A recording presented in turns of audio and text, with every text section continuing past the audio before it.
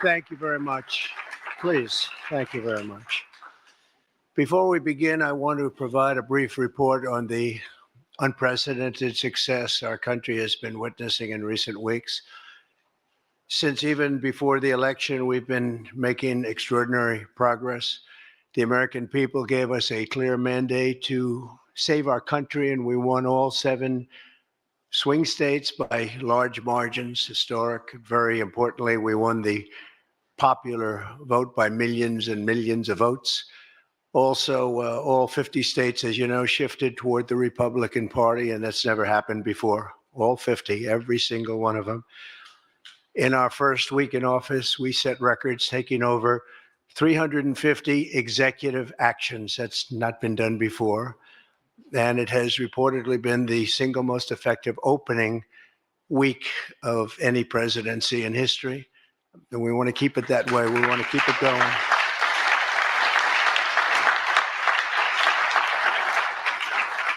We want to keep it going. We've broken from decades of failed Washington policies and restored common sense and sanity to our government. We've unleashed American energy, and we've already achieved record low illegal immigration. As you see, there's nobody trying to get in. And that's what we've been waiting for a long time, and gotten woke ideologies out of our government and out of our military. The water has now begun flowing in California as we continue to increase the flow in coming days. Nobody's seen anything like that. And I've also taken strong action to regain control of the Washington bureaucracy. Just for clarification purposes, because it was incorrectly reported yesterday, we have informed the federal workforce, which they've looked to do for many years, that if they're working for the federal government, they must show up to the office on time and on schedule. We don't want them.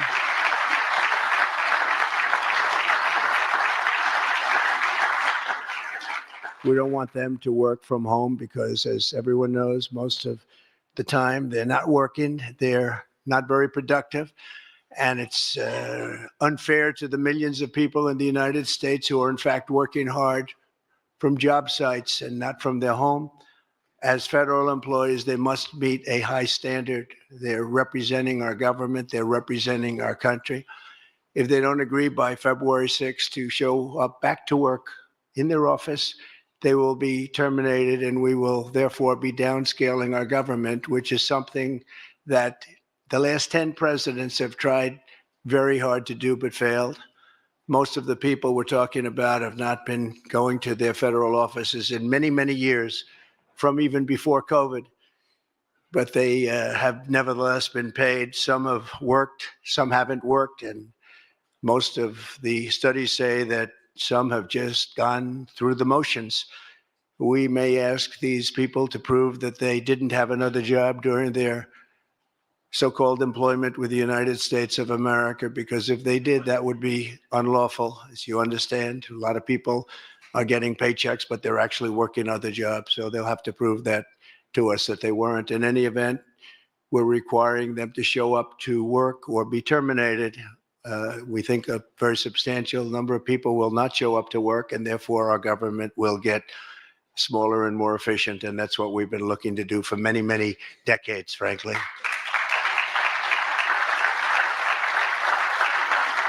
Thank you.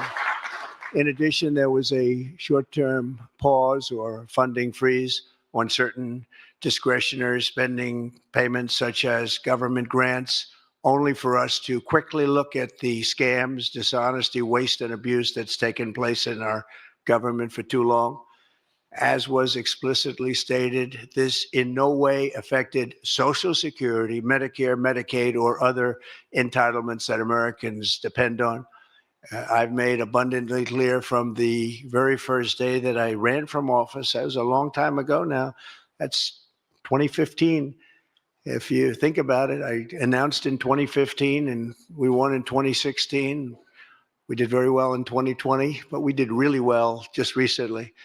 And I'm restating right now to correct any confusion that the media is purposely and somehow, for whatever reason, created Social Security, Medicare, Medicaid have not been affected by any action we're taking in any way, shape, or form. We are merely looking at parts of the big bureaucracy where there has been tremendous waste and fraud and abuse. In that process, we identified and stopped $50 million being sent to Gaza to buy condoms for Hamas. 50 million. And you know what's happened to them? They've used them as a method of making bombs. How about that? We stopped an attempt to make an illicit payment for illegal alien resettlement. We canceled $181 million in DEI training contracts. This is just for the training of people in DEI, which has been terminated and completely terminated. And we paused $1.7 billion in unauthorized payments to foreign organizations, including stopping more than $40 million that was on its way out the door to the very corrupt World Health Organization, which has not done its job and not done it properly. We also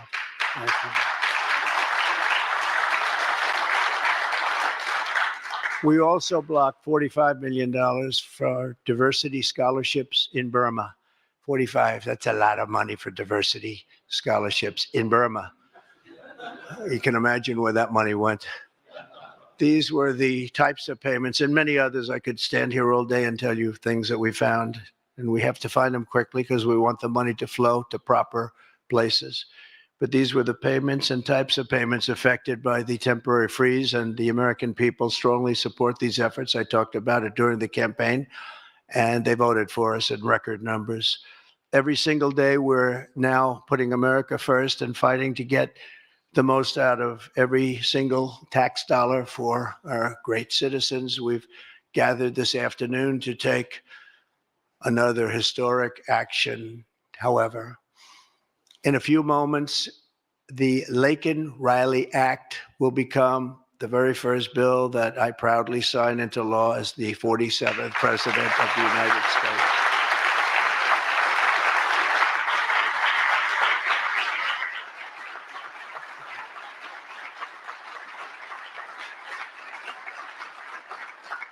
Laken was a brilliant and beautiful 22-year-old nursing student from Georgia, the best in her class. She was always the best. They would say, Laken, how do you do this? And what do you do? They were always asking her questions. She was respected by everybody, even her teachers. They respected her so much. From the time she was in first grade, Laken knew she wanted to spend her time caring for others. That's what she did. To her friends and classmates, she was a light of warmth and kindness in every single room. To her parents and family, she was everything in the world. They've had a miserable period of time. Just after 9 a.m. last February 22nd, Laken went out for a jog on the campus of the University of Georgia, but she was just never returned. She never came back, did she, huh? Parents are here, sister, all of her relatives. While on her run, Laken was attacked, viciously assaulted, beaten, brutalized, and murdered by an illegal alien gang member who was set loose into our country by the last administration. We are deeply honored to be joined today by Laken's parents, Allison and John, and her sister, Lauren. Thank you very much. Thank you.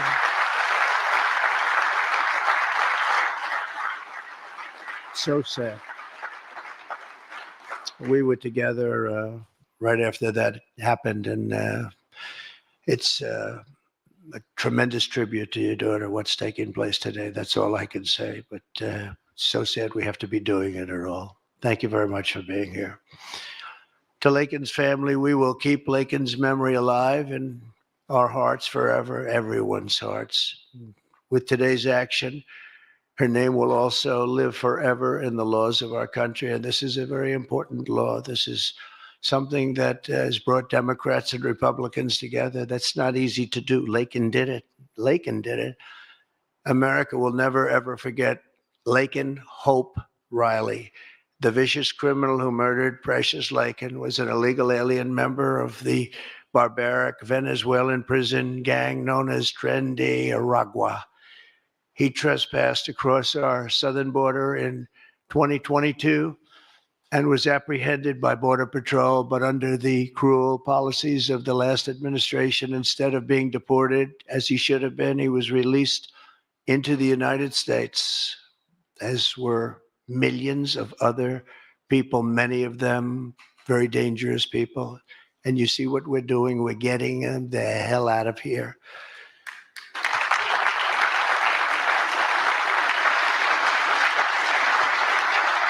He was soon arrested again in New York City on charges of endangering a child, but because of New York City's deadly sanctuary policies, as we have in California and many other places, which we're going to end them, he was released again to reoffend.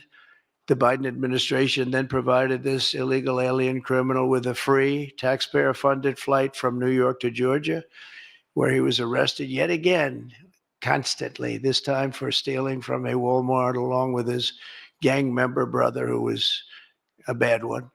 Only after being released a third time by the U.S. law enforcement did this cold-blooded criminal go out in that fateful morning hunting for women on whom to prey. That's what he did. He hunted. It was like a hunter. And we're going to show him who the hunter is. This horrific atrocity should never have been allowed to happen. And as president, I'm fighting every single day to ensure that such a tragedy never happens again. We don't want this to happen.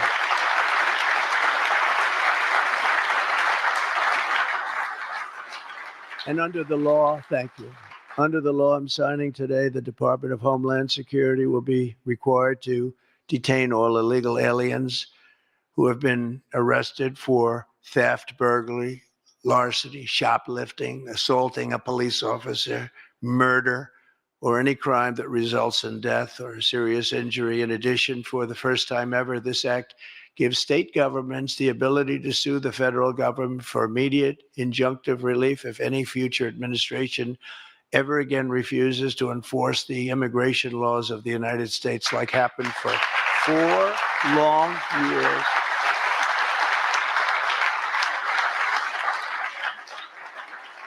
And that was happening for 4 long years, frightful years.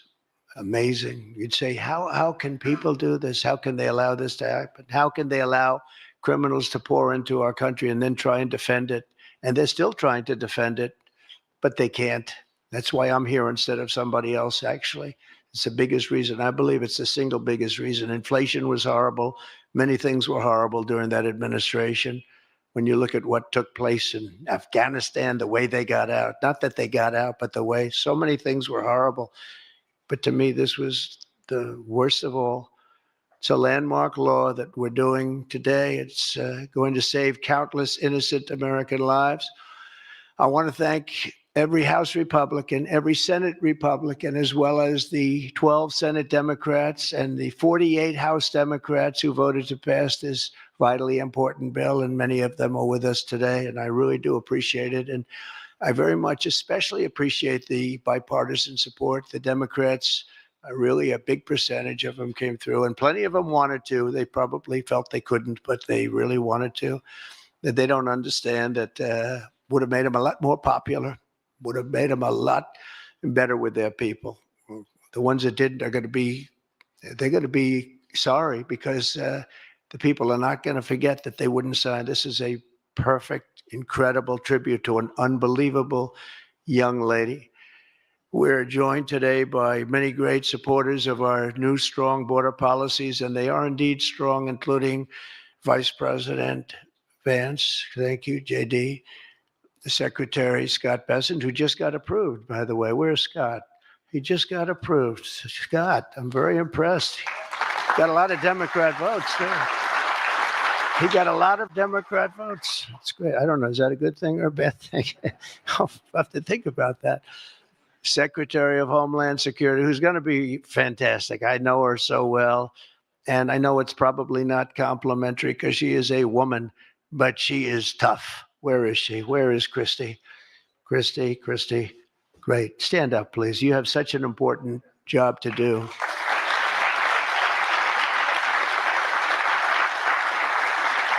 Really great. Thank you very much. And don't let that look fool you. That look is, she's tough, and she cannot stand what she's having to sit here and even listen to this today. Another one who's done a job like nobody that I've seen in a long time, Tom Homan. He's my friend, but he is something special. He's something special. Great. And Tom and Christy, the numbers are unbelievable. What's happened? It's like just shut down. Nobody thought that was even possible. It's just shut down. They showed an area that a year ago had thousands and thousands of people rushing into our country. And today there was nobody there. It was like a beautiful sight. And also Senate Majority Whip John Barrasso. Great guy. Great guy. Thank you, John. And I also want to thank the bill sponsors, Senator Katie Britt. Katie, thank you, Katie. And Congressman Mike Collins. And Mike, you were fantastic from Georgia. He took this. He loves his state, and he took this very personally. So it's thank you very much, Mike. As well as Senate Judiciary Committee Chairman Chuck Grassley. Chuck is here someplace. Chuck, thank you very much. You look great. And House Judiciary Committee Chairman Jim Jordan, who's a special guy, special man. And House Homeland Security Committee Chairman Mark Green. Thank you very much. Thank you, Mark. And we have many other congressmen and senators, but I'm not going to introduce because this is about your daughter. This is about something that's so important, and we're going to just go along. Thank you also. We have to say Burt Jones is in the room, and Burt is your lieutenant governor, and he was on this like you wouldn't believe. Thank you very much. I see you sitting there. Thank you very much.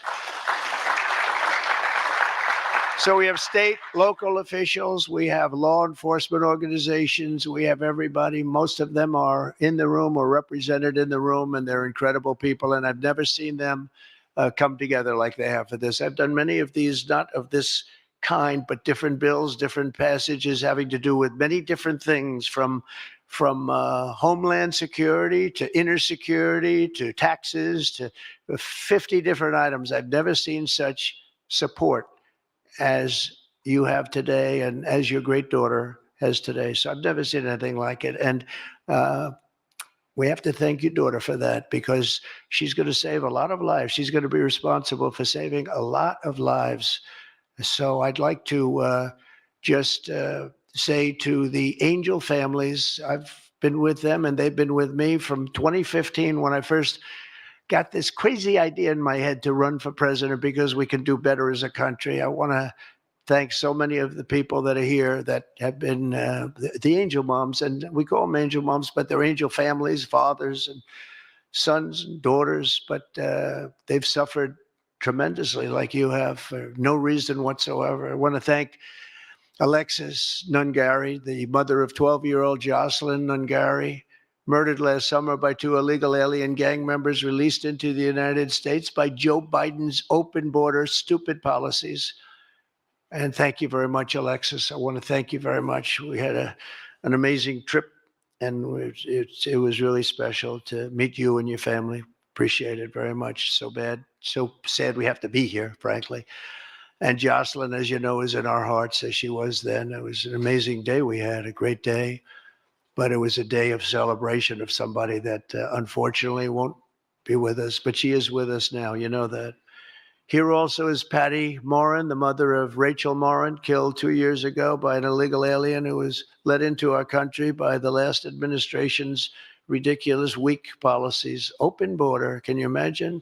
When I heard open border, I said, oh, that's terrible. They're going to release their prisons all over the world. They're going to release their prisons into our country. That's exactly what happened. Patty is joined by Rachel's brother, Michael, Rachel's daughter, Clementine, and sister-in-law, Shannon. Thank you all for being here. We appreciate it very much. Thank you very much. Thank you. With us as well is the loving family of Kayla Hamilton, a 20-year-old girl murdered in July 2022 by the MS-13 illegal alien gang member who is violent, vicious, and they knew it, and they didn't do anything about it. And I want to thank you to Kayla's mother, Tammy, and her grandmother, Kathy, and her stepfather, Jeremiah, very much. And finally, I want to thank others who have also suffered this horrible scourge that goes on with young people being killed, and other people too, but young people, largely young people being killed. Thank you to Scott Root, the father of Sarah Root, killed at 21 years of age. Think of that, 21, by an illegal alien. Shouldn't have been in our country, would have never been in our country if we were here.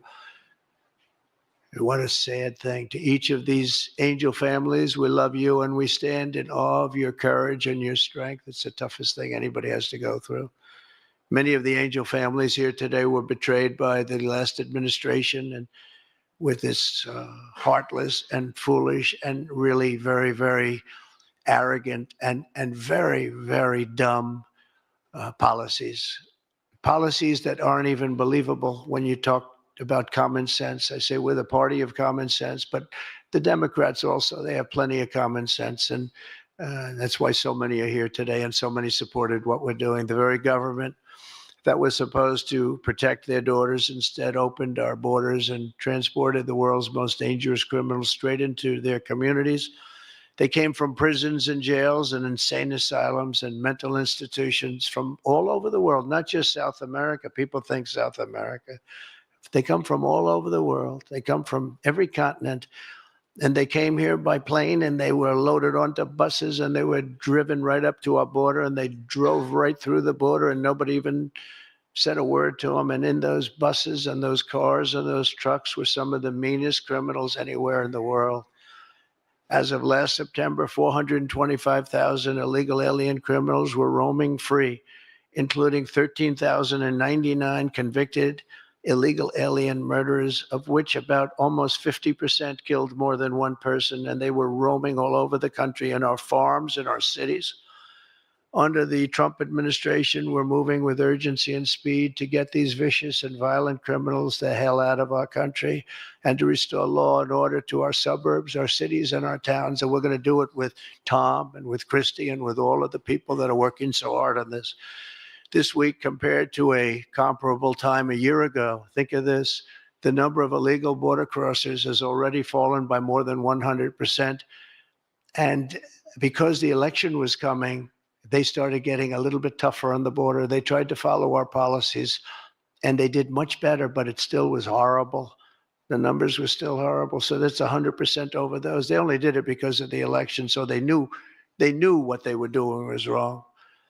And those who do cross the border, and you're seeing that every time, all you have to do is turn on your television set or pick up a newspaper, or read any form of new media, because we have a lot of new media today, fortunately, that's letting the word get out. But they're watching these people be captured and removed from our country. ICE arrests have risen by 15 times in just a short period. And over the past 8 days, the heroes of ICE and Border Patrol, we can never forget Border Patrol. Those people, I've gotten to know so many of them. Our border czar, as you remember, never went to the border and never made a phone call. She was the border czar. She never made one phone call. They went to the heads of border. They went to the heads of ICE. Did you ever get a call? No. And she admitted she never made one call, but she was the border czar.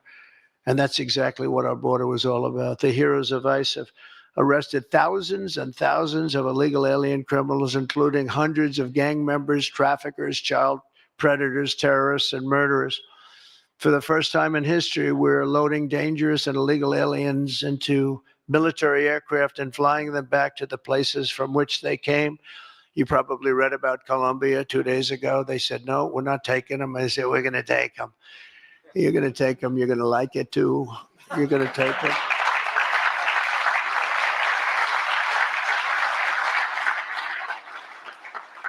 they talked about, we're not going to take people that are in shackles. I said, well, but the people that are in shackles are murderers, they're drug lords, they're rapists, they're very tough people. They make our criminals look like very nice people. That's about the only thing that comes out of this. And I say, could you imagine you're a pilot on the plane and you have your co-pilot and you're sitting there and you have 150 people, no shackles, and they like to murder people? This would not be a good flight. So Colombia apologized to us profusely within an hour based on something I said, meaning you're going to pay tariffs like nobody's ever paid tariffs before. But they actually wanted to terminate his position. They're essentially Congress met and they were very angry with them. But they actually said they were going to send the presidential plane to pick up these criminals and to bring them because they didn't want to inconvenience us or have us do a second flight. And that's what they did. And I appreciate it. And I do appreciate the people of Colombia are wonderful people. And the representatives really acted well. And I appreciated they took back that tough talk. But, we may have tough talk from others, but it's not going to mean anything. They're going to all take them back, and they're going to like it, too. They're going to like it. They're going to take it back, and they're going to like it. Today, I'm also signing an executive order to instruct the Departments of Defense and Homeland Security to begin preparing the 30,000-person migrant facility at Guantanamo Bay. Most people don't even know about it.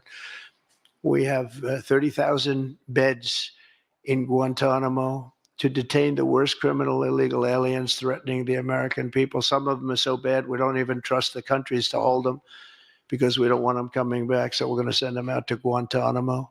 This will double our capacity immediately, right? And that's a tough place to get out of.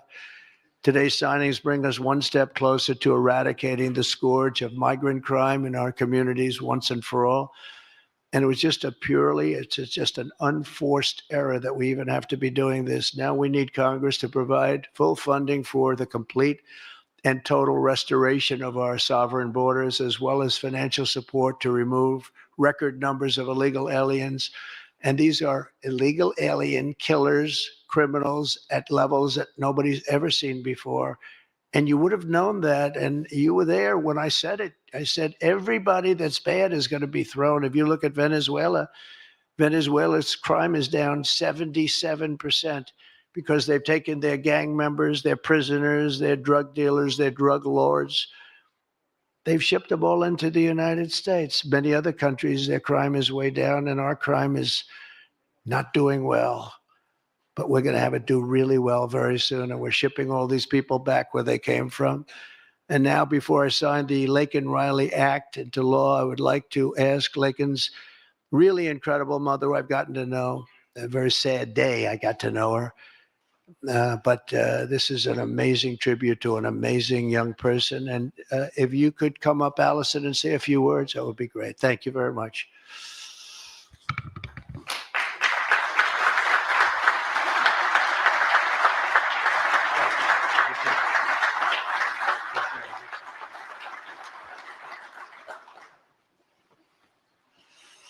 Thank you, President Trump.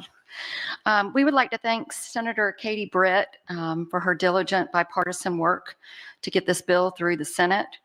We'd also like to thank Congressman Mike Collins for his unwavering passion and for leading on the Laken Riley Act from the start.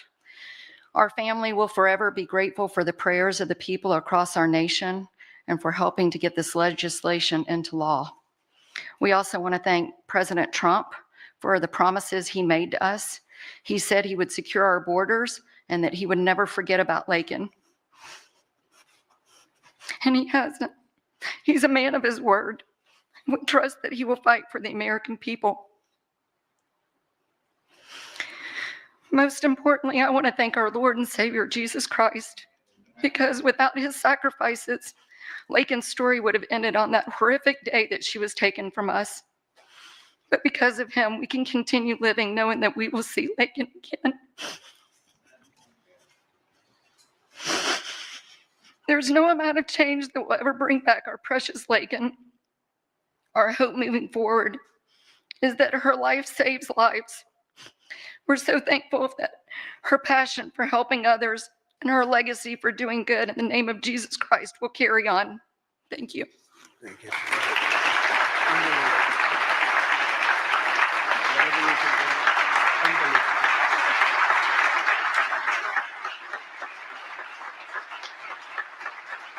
Come on, why don't you stand right behind me?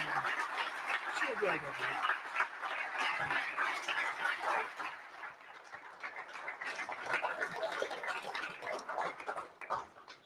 Thank you. We're going to sign this in honor of Laken Riley. Come on up here, some of the people that we love that have been so instrumental. Okay?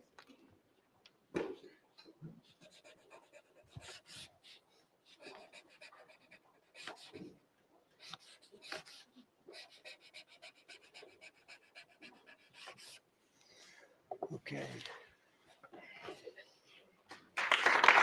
Honor of Laken.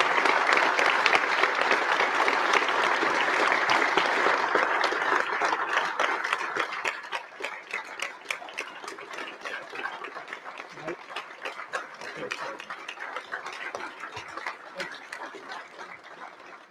Thank you.